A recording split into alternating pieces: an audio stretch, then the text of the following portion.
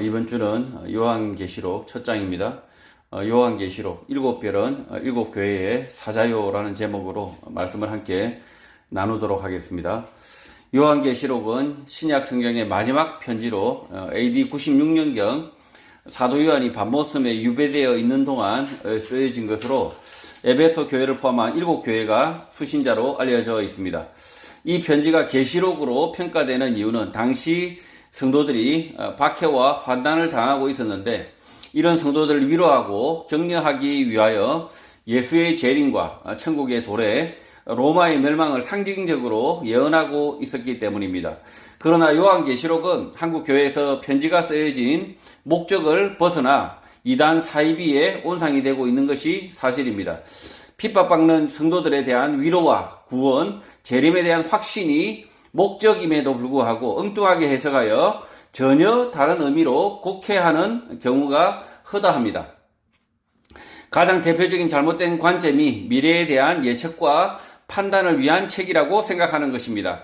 이런 관점에서 요한계시록을 인용할 경우 반드시 억지 끼워 맞추기, 억척이 뒤따를 수밖에 없게 되는데 이렇게 되면 무당 점치는 것과 다를 바가 없게 되는 것입니다. 요한계시록은 내가 본 환상, 내가 받은 계시가 아니라 핍박받는 성도들을 위하여 사도 요한에게 특별하게 주신 환상, 계시라는 것을 안다면 사도 요한의 관점, 생각, 이해에서 벗어나 곡해하면 안 된다는 것입니다. 사도 요한은 자신이 본 환상과 계시를 말할 뿐만 아니라 그 환상과 그 계시의 의미를 분명하게 설명하고 있고 성도들에게 당부를 하고 있습니다. 사도 요한이 전하고자 하는 재림 심판에 대한 메시지, 그 이상을 넘어서 해석할 이유가 없는 것입니다. 또 한국 교회에서 잘못 이해하고 있는 것 가운데 하나가 요한계시록의 환상, 계시를 자신도 보고자 하는 사람들입니다. 사도 요한이 환상 계시를 보게 된 이유는 1세기 교회의 환난과 핍박 속에서 예수 그리스도를 경험했던 사도 가운데 한 사람을 통하여 구원에 대한 확신, 예수 그리스도의 재림에 대한 확신을 주시기 위한 특별한 환상, 계시였던 것입니다. 이미 전해진 복음을 예수 제자들을 통하여 다시 처음처럼 전해야 할 이유가 없듯이 사도 요한을 통하여 앞으로 올 모든 핍박받는 성도들을 위하여 주어진 위로와 확신의 계시가 오늘 시대에도 반복될 이유가 없는 것입니다. 우리는 사도들을 통하여 복음을 들은 사람들이고 사도 요한을 통하여 예수 재림을 확신하는 자들이기 때문에 또 다른 계시가 필요하지 않다는 것입니다. 그러니 자신도 환상, 계시를 본다는 사람들이 있다면 이 사람들에 대하여 주목할 필요가 전혀 없다는 것입니다. 신약교회 성도들은 사도 요한의 계시면 충분한 것입니다. 지금 예수님의 제자들을, 12제자들을 따로 이렇게 세우셨습니다. 그 이유는 그 12제자들을 통하여서 하나님께서 복음을 전파하시기로 약속하고 계획하신 그 계획 속에 있었다는 거예요. 그리고 그 12제자 가운데 사도 요한을 통해서 마지막 계시를 주시리라, 이렇게 주실 것이다 라고 예수님께서 계획하셨고 그 계획이 사도 요한을 통해서 이루어진 것일 뿐이라는 거죠. 그러니 이 12제자와 그리고 12제자 중에 그 특별한 사도 요한의 계시가 계속 반복된다 이렇게 생각하는 것은 전혀 얼토당토 않은 일이라는 거죠. 그래서 예수 제자를 닮는 것은 좋으나 그러나 우리가 예수 제자, 그 예수의 제자, 복음을 첫 번째 전해야 되는 그 제자는 아니라는 거죠. 한국의 많은 이단들이 자신이 예수의 제자다를 자칭하다가 점점 나아지면 어떻게 됩니까? 점점 나아가면 예수를 참칭하게 되고 그리고 나서 마지막으로 어떻게 됩니까? 그 예수를 참칭하던 자들이 곧 자기 자신이 전지전능한 하나님이다 이렇게 참칭하게 되는 거죠.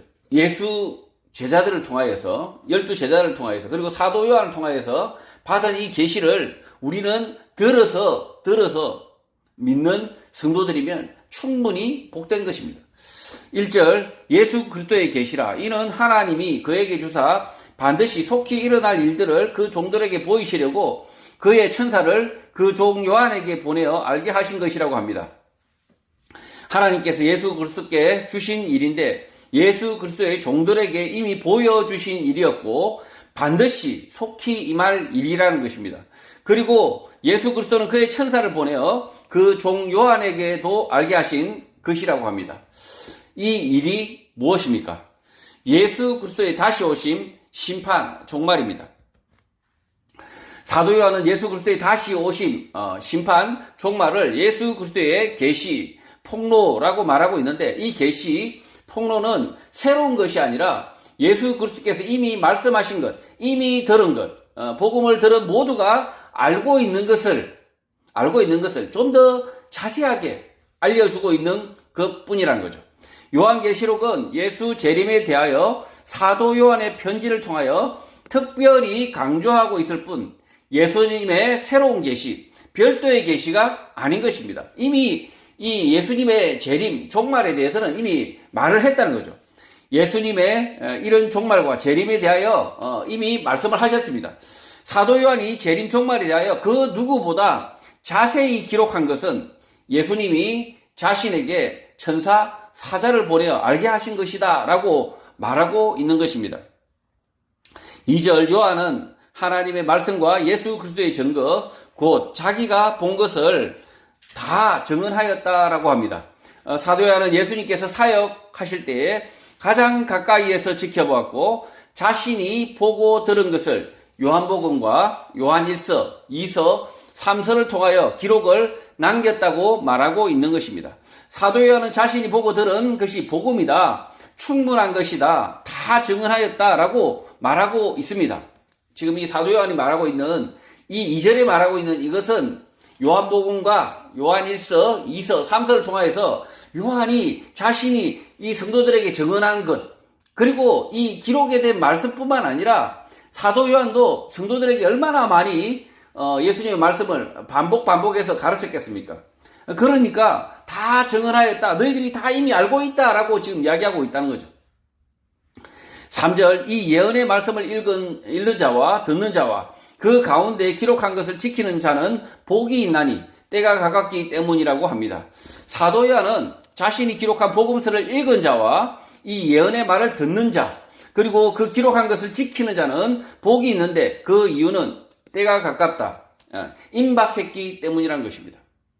1세기 말 당시 상황은 복음이 충분히 전해진 상황이고 그 말씀대로 사느냐 살지 못하느냐라는 시험대에 놓여 있다. 믿음을 증명할 때가 왔다는 것입니다. 이 고난의 때가 곧 믿음을 증명할 때라는 거죠. 그래서 이 예언의 말을 듣는 사람은, 이 편지를 수신하는 성도들은 복 있는 사람들이라고 말하고 있는 것입니다. 지금 환란이 닥쳐왔는데, 지금 핍박이 닥쳐왔는데 이 편지를 수신하는 이 에베소와 교회와 그 7교회가 지금 핍박이 닥쳐왔는데 이 편지를 수신하는 자들에게 복 있는 성도들이다라고 지금 이야기하고 있다는 거죠. 사도 요한이 복 있다고 하는 사람들은 실제는 핍박받는 사람들, 지지리도 복이 없는 사람들일 수 있습니다. 이 땅에서 자기 마음대로 사는 것이 아니라 그의 나라와 그의 의와 그의 나라를 이 땅에서 구하고 있었기 때문입니다. 사도 요한도 마찬가지였습니다. 사도 요한은 이 편지를 쓰고 있을 무렵 밤모섬에 유배되어 있었기 때문입니다. 그러나 이 핍박받는 사람들이 복이 될 수 있는 이유는 예수 그리스도의 재림, 심판이 있다고 믿고 있기 때문인 것입니다. 지금 이 편지를 쓰고 있는데 지금 이 사도 요한은 이 계시록의 말씀만을 가지고 이야기하는 게 아니라는 거죠. 이 사도 요한은 지금 90대가 넘은 아주 늙은 사람이라는 거죠. 늙은 사람인데 그가 그 자신의 삶의 전체를 들여서 성도들에게 말씀을 전했는데 그 말씀이 요한복음과 그리고 요한 1서, 2서, 3서 가운데 편지로 짧게 남아있지만 실제로는 이 사도 요한은 한평생을 예수 그리스도의 말씀을 전하는데 그 예수 그리스도의 말씀을 다시 전달해 주는데 최선을 다했던 사람입니다. 그러니 이 사도 요한은 지금 이 요한계시록을 쓰면서 무엇을 염두에 두고 있습니까? 자신이 전한 그 복음의 말씀을 염두에 두고 있습니다. 자신이 전한 그 복음의 말씀을 지키는 자, 그들에게 복이 있다라고 지금 말하고 있는 것입니다. 이 요한계시록을 지금 쓰고 있는 이 편지를 말하는 것과 동시에 오히려 더 비중이 어디에 있겠습니까? 자신이 전한 복음서, 요한복음, 그 복음의 말씀을 더 비중 있게 지금 생각하면서 지금 편지를 써내려가고 있다는 거죠. 4절, 요한은 아시아에 있는 7교회에 편지하노니 이제도 계시고 전에도 계셨고 장차 오실 이와 그의 보좌 앞에 있는 7역이 교회에 함께하기를 기도를 하고 있습니다. 사도 요한은 늘 교회의 은혜, 평화를 구하고 있습니다.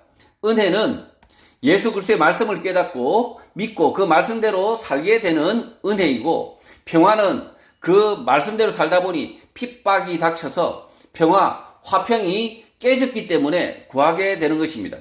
그리스도인이 거짓말 비진리 악에 굴복하고 살면 평화롭게 살 수 있으나 교회는 그렇게 살지 않았고, 그런 교회에 예수 그리스도가 주시는 평화가 깃들기를 기도했던 것입니다.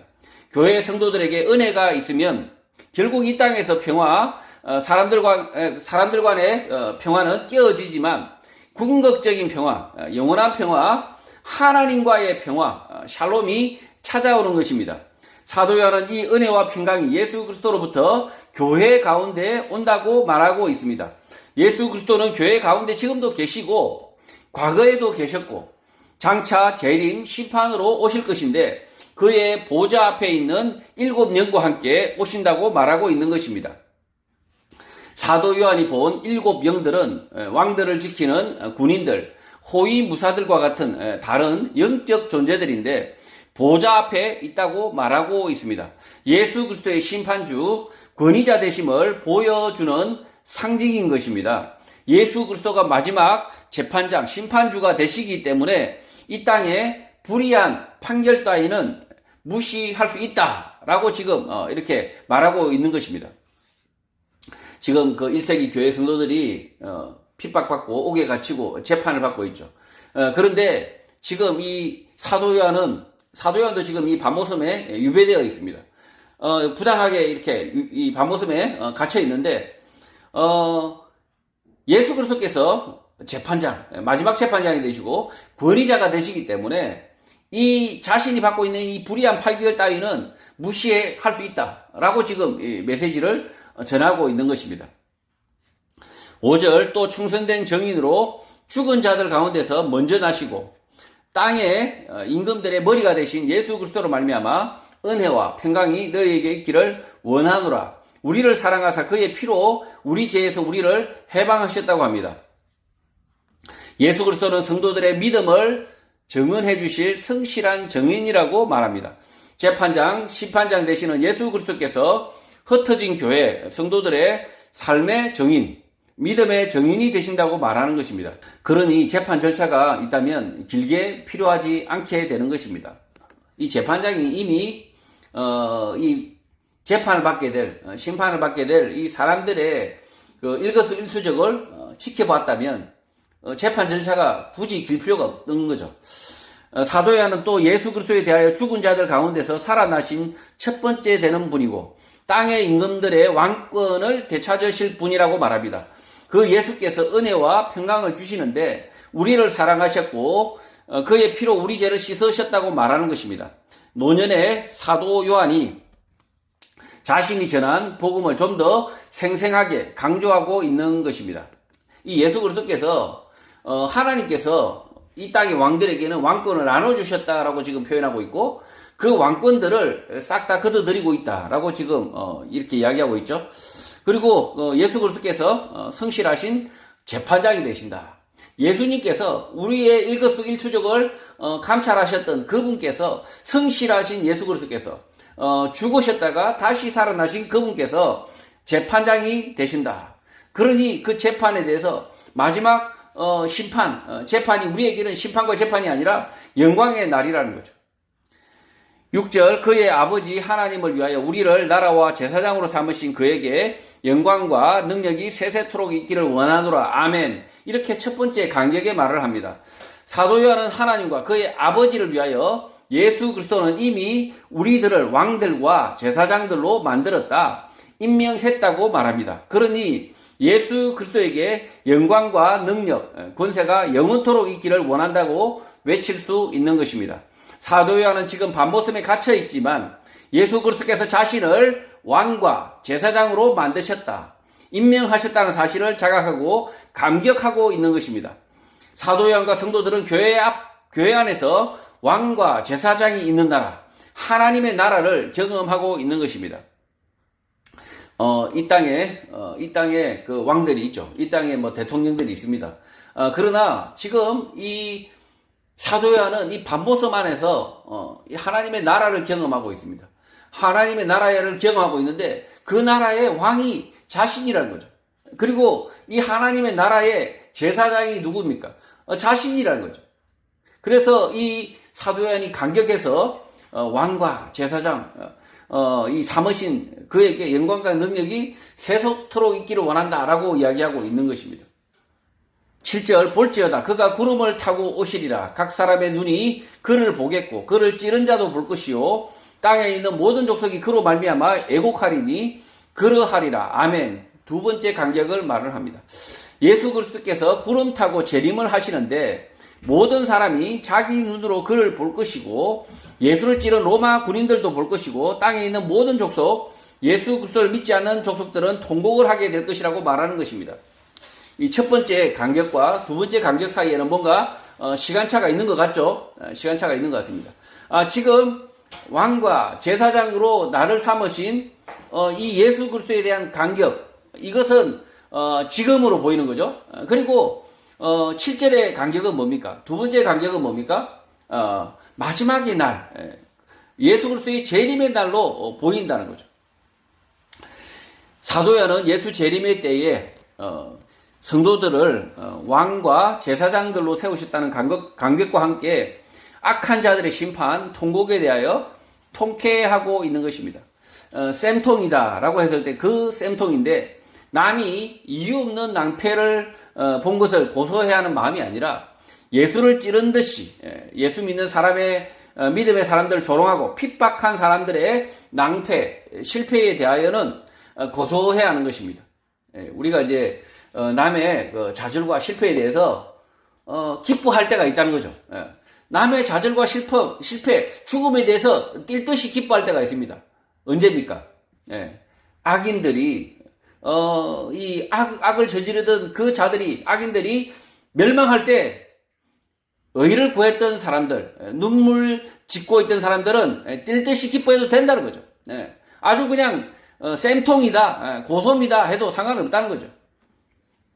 이유 없이 남이 재난을, 고난을 받고 실패를 겪고 어려움을 겪는데 고소하다 이렇게 하면 그게 나쁜 사람인 거죠. 그게 나쁜 사람이고, 악인들이 실패하고 좌절하고 심지어 죽임을 당하는 그 일은 오히려 기뻐할 일이다. 쌤통이다.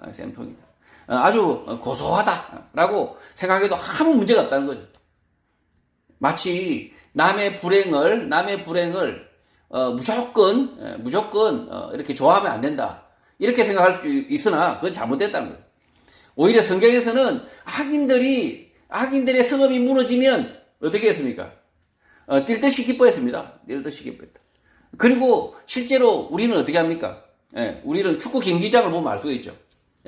상대방의 골을 탁 한 골 넣으면 어떻게 됩니까? 다들 좋아서 그만 죽죠. 좋아서 난리 납니다. 그러면 상대 팀은 어떻게 됩니까? 상대 팀은 좌절하죠. 한 골 먹어가지고 좌절해서 아주 그냥 울부짖습니다.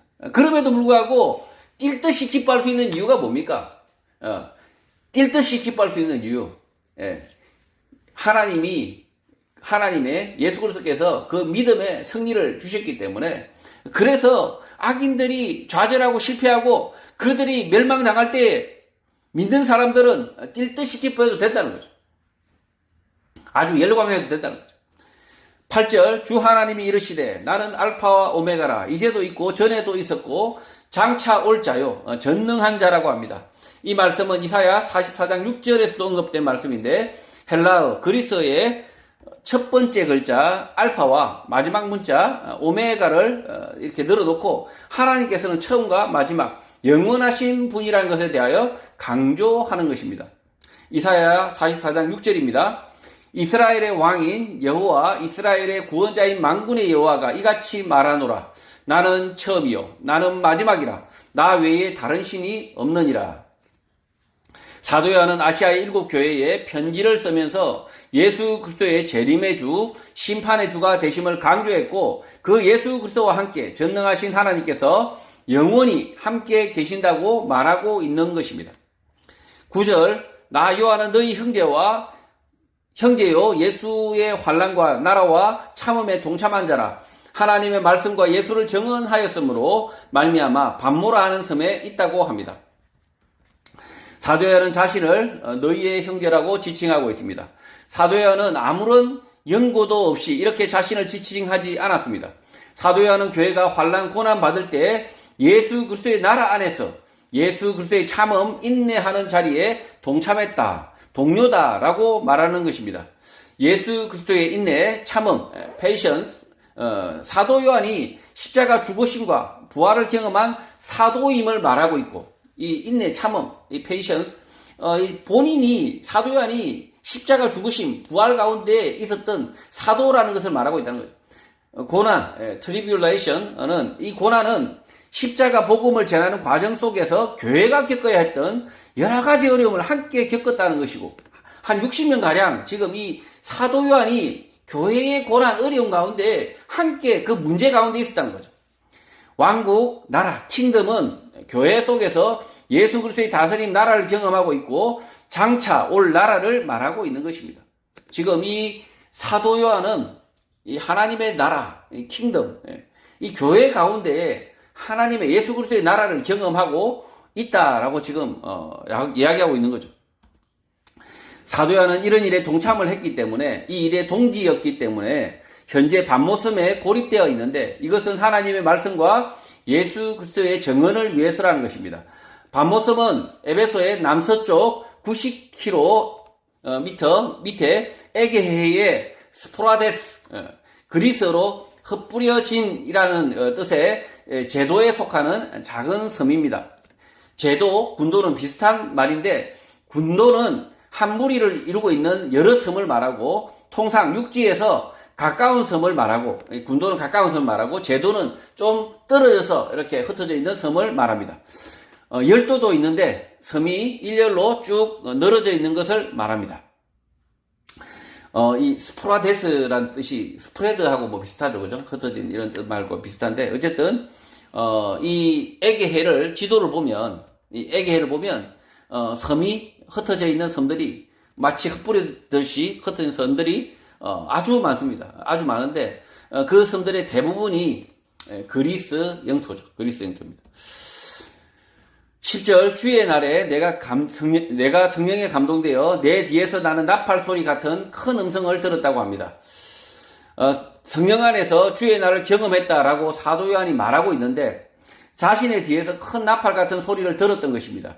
당시 반모섬은 해안 길이가 한 60km 정도 되고 가장 가까운 육지까지의 거리가 60km인 섬이기 때문에 섬 안에서 누군가 여러 명이 큰 소리로 말하지 않는 이상 들을 수 없는 소리인데 이 섬은 조용한 유배지로 나팔같이 큰 소리를 낼 만한 많은 사람들이 없었던 것입니다. 결국 사도 요한이 들었다는 큰 나팔 소리 같은 음성은 성령의 감동 가운데 주의 날에 대하여 들은 사실, 경험을 말하고 있는 것입니다. 주의 날은 예수께서 언제일지 아버지만 아신다고 말씀하셨던 날이고 사도들이 가르쳤던 예수 재림의 날, 종말을 말하고 있는 것입니다. 이 날을 대망했던 사도 요한은 성령의 감동 가운데 들은 것, 경험한 것을 말하고 있는 것입니다. 사도 요한이 지금까지 말하지 않은 새로운 것, 새로운 환상을 말하고 있는 것이 아니라 예수 제자들이 이미 가르쳤던 주의 날, 재림의 날에 대하여 자세하게 구체적으로 언급하고 있는 것입니다. 이게 지금 이 재림의 날이 처음 말하고 있는 것이 아니라 이미 말을 했다는 거죠.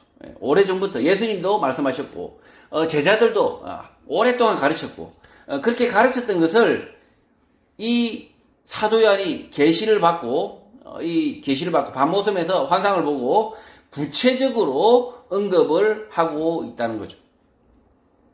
11절 이르되 내가 보는 것을 두루마리에 써서 에베소, 스무나, 버가모, 두아디라, 사데, 빌라델비아, 라오디게아 등 7교회에 보내라고 했다는 것입니다. 왜 하필 7교회일까요? 다른 교회도 있었을 텐데 굳이 7교회만 이렇게 딱 지칭하는 이유가 뭘까요? 아마 사도 요한이 가장 인연을 맺었던, 가장 깊게 관계를 맺었던 교회를 언급하고 있을 수 있습니다. 예루살렘 교회는 왜 뺐습니까? 뭐 이렇게 묻고 따질 수 있지만 어쨌든 7교회를 이 사도 요한이 지칭을 하고 있습니다. 사도 요한이 들은 큰 음성의 메시지는 내가 보게 되는 것을 두루마리에 써서 에베소, 스무나, 버가모, 두아디라, 사데, 빌라델비아, 라오디게아 7교회에 보내라는 것입니다. 이 교회가 지금 아시아에 있는 7교회가 지금 가장 큰 핍박을 받고 있을 수 있다는 거죠. 7교회는 당시 사도 요한이 복음을 전하고 관계 맺었던 모든 교회를 상징하기 때문에 모든 성도들에게 전하라는 말과 같은 것입니다. 사도 요한은 지금까지 사도들이 가르쳤던 예수 재림에 대하여 구체적인 시각적인 환상을 경험하게 되었고 그 경험을 전달하고 있는 것입니다. 한국교회 성도들 가운데 자신이 경험한 환상, 꿈을 성령의 감동, 계시로 바꾸는 사람들이 있습니다. 이렇게 꿈을 막 이렇게 하나님의 계시로 자꾸 바꾸는 사람들이 있습니다. 저도 꿈도 꾸죠. 뭐 사람이들 모든 사람이 다 꿈을 꿉니다. 꿈을 꾸는데 자신이 경험한 것이 아주 특별하다 이렇게 이야기하면서 그 개꿈을 하나님의 계시로 바꾸는 사람들이 있습니다. 이 사도 요한의 이 사도 요한 예수님의 12제자 가운데서 가장 예수님께서 가까이 하셨던 그 사도 요한을 특별하게 선택하시고 그에게 계시를 보여주셨는데 그 계시를 마치 나의 그 꿈과 동일시하는 이상한 사람들인 거죠. 사도 요한이 경험한 이 음성은 주의 날, 재림의 날에 대한 구체적인 계시, 보여줌일 뿐만 아니라 이 보여줌일 뿐 새로운 것이 아닙니다. 주의 날, 재림의 날을 매우 사실적으로 알려주고 있을 뿐 새로운 가르침이 아니라는 것입니다. 이 요한이 본 이 계시, 이 환상이 새로운 것이 아니라는 거죠. 요한계시록을 통하여 생겨난 이단들을 보면 주의 날, 재림의 날이 예수님께서 말씀하신 마지막의 날이 아니라 마치 새로운 날, 전혀 다른 날처럼 언급하기도 하는데 거짓에 속으면 안 되는 것입니다. 1세기 당시 사도 요한이 말하고 있는 주의 날은 모든 성도들이 이미 알고 있던 날입니다.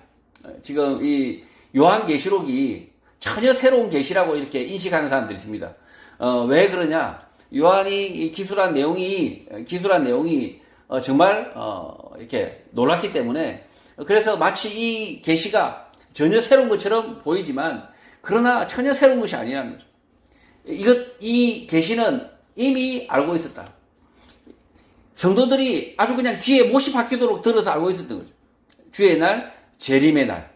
이 날은 이미 알고 있었는데 그 날을 요한계시록에 이렇게 구체적으로 설명을 하고 있으니 요한이 특별히 강조해서 설명하고 있으니 전혀 새로운 것으로 이해하는 잘못된 사람들이 있다는 거죠. 지금도 마찬가지죠. 지금도 교회가 복음을 전할 때 이 말씀을 가르칠 때 마치 이 요한계시록이 전혀 새로운 계시, 우리가 알지 못하는 새로운 것을 알려주는 것처럼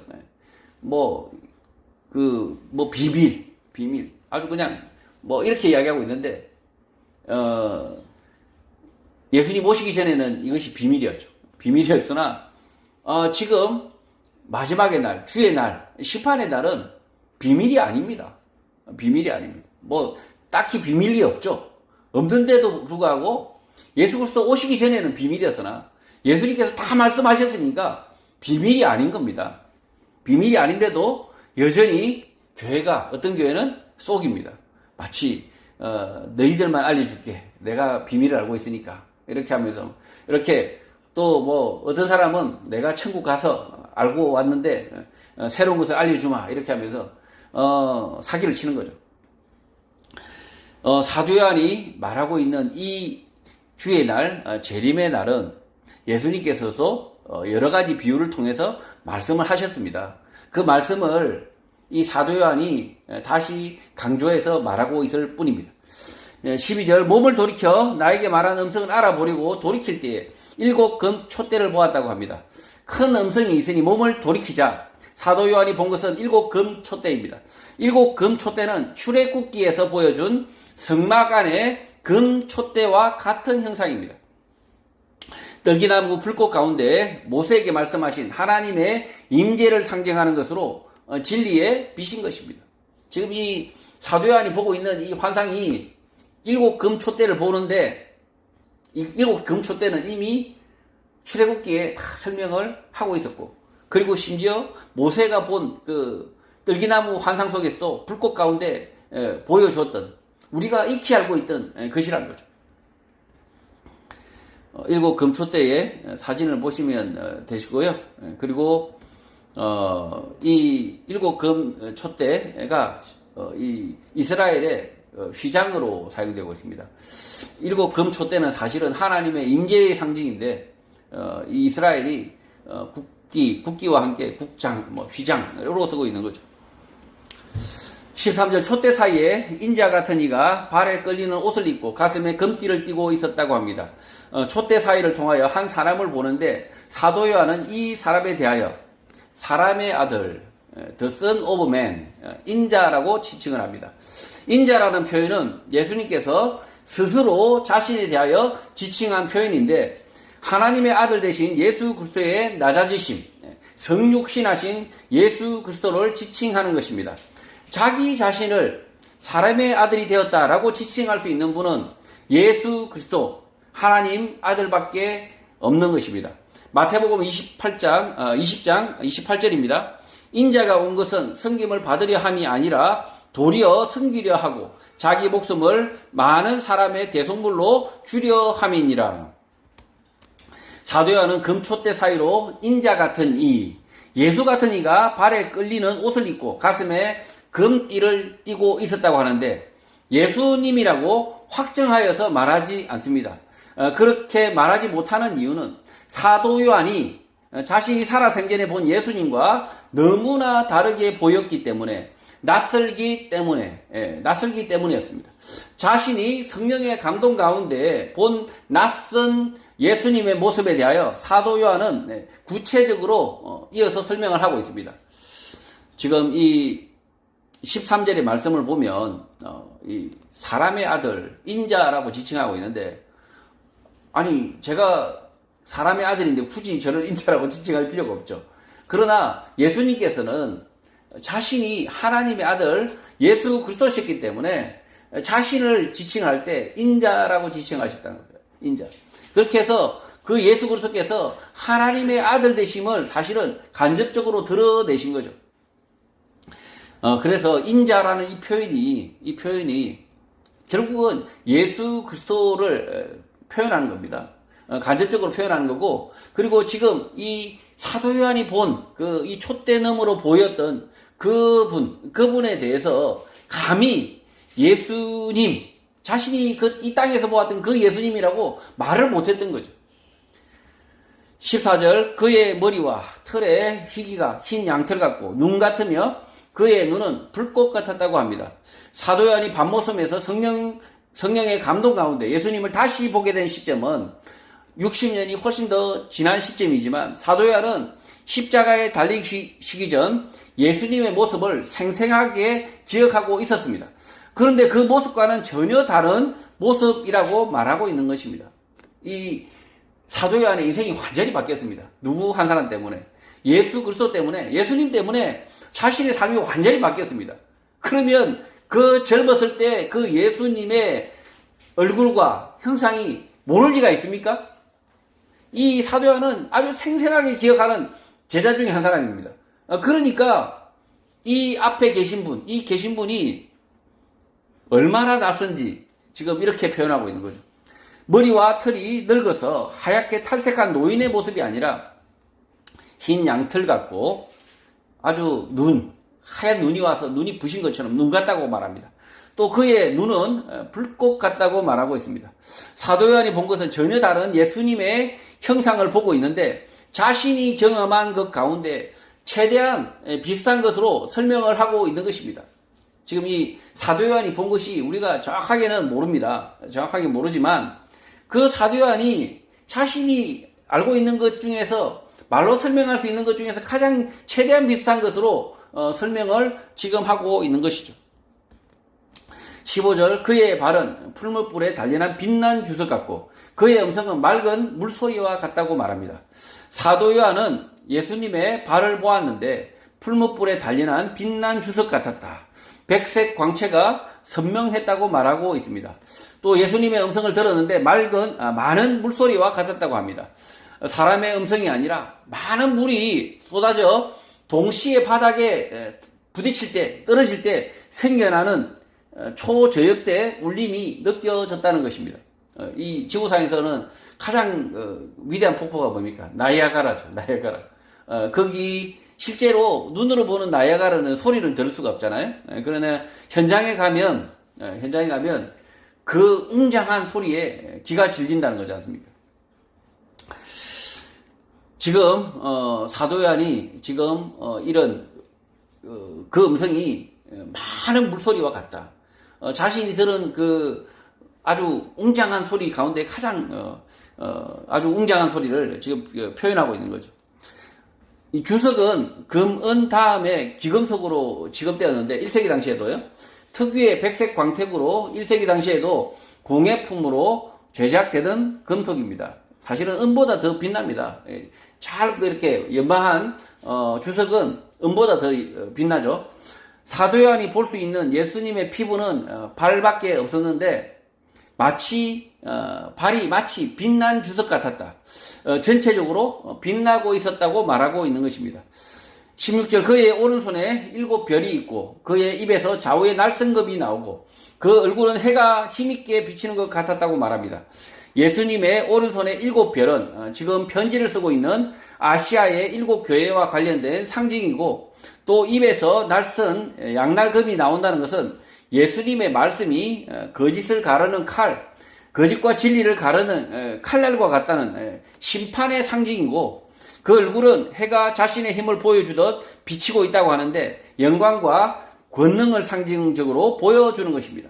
지금 이 오른손에 7별과 그리고 지금 입에서 나오는 칼을 보고 있죠. 칼을 보고 있습니다. 심판, 하나님의 심판, 예수 그리스도의 심판주 되심을 보여주고 있고 그리고 얼굴에 광채가 아주 힘차게 빛난다라고 지금 설명하고 있습니다. 이렇게 설명하면 우리가 뭐 이렇게 상상을 할 수 있지만 그러나 우리가 사도 요한이 본 것을 우리가 본 것처럼은 할 수 없는 거죠. 17절 내가 볼 때에 그의 발 앞에 엎드려져 죽은 자 같이 되매 그가 오른손을 내게 얹고 이르시되 두려워하지 말라 나는 처음이요 마지막이라고 말씀합니다. 사도 요한은 영광스러운 예수님을 만나자 그의 발 앞에서 죽은 자처럼 되었다고 말합니다. 사도 요한은 베드로, 야고보, 요한과 함께 변화산에서 변화된 모습을 이미 한 차례 본 사도입니다. 그럼에도 불구하고 지금 보고 있는 예수님은 그때와도 너무나 다르고 강렬하여서 마치 죽은 사람처럼 된 것입니다. 죽은 사람처럼 된 사도 요한에게 예수님은 오른손을 대시며 말씀을 합니다. 사도 요한이 들은 말씀은 두려워하지 말라. 나는 처음과 마지막이다 라는 말씀인데 이 말씀은 곧 예수 그리스도의 하나님 되심, 하나님과 동등하심을 의미하는 것입니다. 지금 이 유대교 신자들은 예수 그리스도가 하나님과 동등하시되다 이렇게 말하면 어떻게 되겠습니까? 더더욱 예수교 신자들을 돌로 치겠죠. 이런 참남한 놈들 이러면서 돌로 치겠죠. 지금 요한계시록 마지막 이 신학의 마지막에 이 요한계시록이 기록되는데 이 말씀에 곧 예수 그리스도께서 처음과 마지막이다라고 하나님과 동등되시다라고 지금 이야기를 하고 있습니다. 그러니까 유대교에서 이 예수교를 핍박할 수밖에 없었던 거죠. 18절 곧 살아있는 자라 내가 전에 죽었노라 볼지어다 이제 세세토록 살아있어 사망과 음부의 열쇠를 가졌다고 말씀합니다. 예수님은 전에 죽었으나 부활했다. 살아있는 분이라고 말씀하고 있습니다. 그리고 사망과 죽음의 열쇠를 가지고 영원히 계신다고 말하고 있습니다. 예수님의 심판주, 재림주가 되신다는 것을 강조하여서 말씀하고 있는 것입니다. 19절, 그러므로 내가 본 것과 지금 있는 일과 장차된 일을 기록하라는 명령을 듣습니다. 사도 요한은 자신이 본 것을 기록하라는 예수님의 명령을 듣고 이행하고 있는 것입니다. 이 사도 요한이 예수님의 이런 명령을 듣지 않았으면 그냥 자기 속에만, 자기 마음속에만 간직하고 하나님 나라 갔겠죠. 그러나 지금 예수님께서 이렇게 말씀하고 있는 거죠. 내가 본 것, 그리고 지금 있는 일, 그리고 장차될 일을 기록을 해라 라고 지금 말씀하셔가지고 그 명령을 이행하고 있는 거죠. 자신이 기록할 것은 지금 본 것과 지금 벌어지고 있는 일과 앞으로 될 일이라는 것입니다. 편지의 내용은 지금 본 것, 1세기 당시 벌어지고 있는 일, 그리고 앞으로 벌어질 일인데, 복음으로 인하여 핍박받는 모든 성도들이 반드시 알아야 될 일들을 기록하고 있는 것입니다. 지금 1세기에 지금 1세기 말이죠. 말에 핍박이, 잔인한 핍박이 닥친 거 아닙니까? 그것을 요한계시록에 잔인한 핍박만 적었으면 어떻게 됐을까요? 요한계시록에 그때 1세기 당시에 핍박의 기록만 다 적었으면 어떻게 됐을까요? 요한계시록이 우리의 그 구원의 재림의 희망, 아주 그냥 그런 기록을 우리가 받을 수 있었을까요? 그때 당시에 1세기 교회 성도들의 잔인한 핍박사를 잔뜩 기록해놨다면 이 기록을 읽고 좌절해버리겠죠. 그런데 뭐라고 지금 이야기하고 있습니까? 내가 지금 본 것, 그리고 지금 있는 일, 이 잔혹한 지금 있는 일, 그리고 장차될 일을 기록하라라고 지금 명령을 받고 있다는 거죠. 성경에 세상 모든 일을 다 기록하고 있는 것이 아니라 성도가 구원 얻기에 필요한 것, 구원 얻기에 충분한 말씀으로 기록하고 있는 것입니다.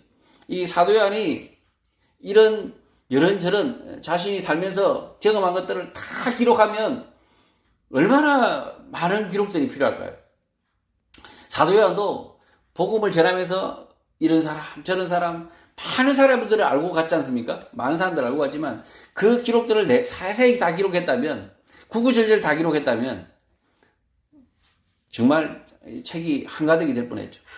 그런데 지금 이 요한계시록은 왜 계시록으로 이렇게 성경으로 기록이 남아 있느냐? 예수님께서 명령하셨다는 거죠. 명령하신 이유는 뻔하죠. 지금 보는 일을 통하여서, 예수님께서 보여주시는 그것을 통하여서 이 고난받는 성도들을 위로하시고자 하는 거죠. 그리고 장차 이 고난받을 죄로 인해서, 거짓말로 인해서, 악인들로 인해서, 악의 권세들로 인해서 핍박받을 앞으로 올 모든 성도들을 위해서 이렇게 기록을 했다는 거죠. 20절, 내가 본 것은 내 오른손에 7별의 비밀과 또 7금 촛대라. 7별은 7교회의 사자요, 7촛대는 7교회라고 말합니다. 사도 요한은 자신이 본 7별과 7금 촛대에 대한 의미를 곰곰이 생각하여서 자신의 생각을 말합니다. 7별은 7교회를 이끄는 별, 천사, 사자이고 7촛대는 7교회들이라고 말합니다. 사도 요한이 자신이 본 것에 대한 상징들의 의미를 자각한 것입니다. 7별 천사들이 예수님과 교회를 오가고 있다는 상징인데, 오늘 교회도 예수님의 메신저 사자들을 보내어 말씀, 진리로 성도들을 이끄신다는 것입니다. 또 오늘 교회는 진리의 등불, 하나님의 임재의 상징으로 이 어두운 악한 세상 가운데 빛을 내고 있다는 것입니다. 물론 그렇지 않은 교회가 많지만, 그러나 예수 그리스도의 말씀만을 전하는 교회는 7 촛대와 같은 교회다, 등불이다, 진리다 라고 지금 말하고 있고, 그 교회에 누가 지금 오고 가고 있습니까? 예수 그리스도와 그리고 이 교회 사이에 누가 오고 가고 있습니까? 천사들이, 7별이 오가고 있다라고 이렇게 지금 사도 요한이 말하고 있습니다. 성도 여러분, 교회는 예수님께서 자기의 천사들, 사자들을 보내어 말씀, 진리로 이끄는 구원의 방주입니다. 또 교회는 이 세상에 하나님의 말씀, 진리, 임재를 드러내는 금 촛대와 같은 존재입니다. 오늘 한국 사회에서도 교회가 핍박받고 무시당하지만 사도 요한이 본대로 불꽃 같은 주님의 눈이 교회를 향하여 있음을 잊지 말아야 합니다. 교회는 오고 가는 모든 세대를 거슬러 마지막 심판의 날, 예수 재림의 날에 영생과 구원을 주는 방주가 되어야 하는 것입니다. 사도 요한이 성령에 감동되어 예수님이 임재의 재림의 날을 눈으로 본 것 같이 구원의 확신을 가지고 믿음으로 사시기를 주님의 이름으로 축복합니다.